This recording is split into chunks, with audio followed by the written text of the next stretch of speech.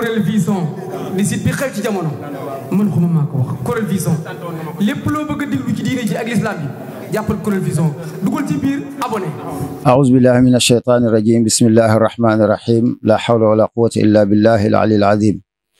mbokk yi asalaamaaleykum wa rahmatullahi wa barakaatuhu su ngeen déggee kàddu gi da ngeen xam ne li daan xew rek moo xew te mooy bés bi nga xamante ni dañ koo jagleel imaam yi di leen ci sargal ren mu war a nekk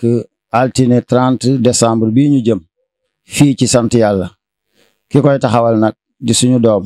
di suñu xarit di suñu soppe mooy kan Serigne Fallou Seck yal na ko yàlla dolli sutura te yàlla barkeel ay yëngatoom te baril ay kemam mbokk yi bés boobu nag ñu ngi ci woo ñëpp ndax kuy taxawal dara fii da nga soxla imaam yi moo xam ci tudd yi la moo xam ci takk yi la moo xam ci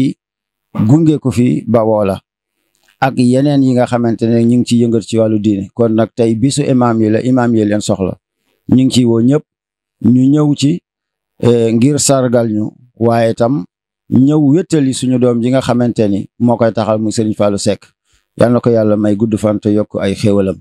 kon bis bi altine la 30 décembre incha allah fii ci sant yàlla képp ku dégg kàddu gi ñu ngi la ciy woo góor ak jigéen mag ak ndaw ak foo mën a bawoo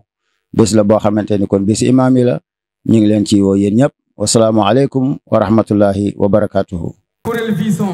di site bi xew ci jamono man xuma maa ko wax Kourel Vision lépp loo bëgg a déglu ci diine ji ak l'islam bi jàppal Kourel Vision dugal ci biir abonné.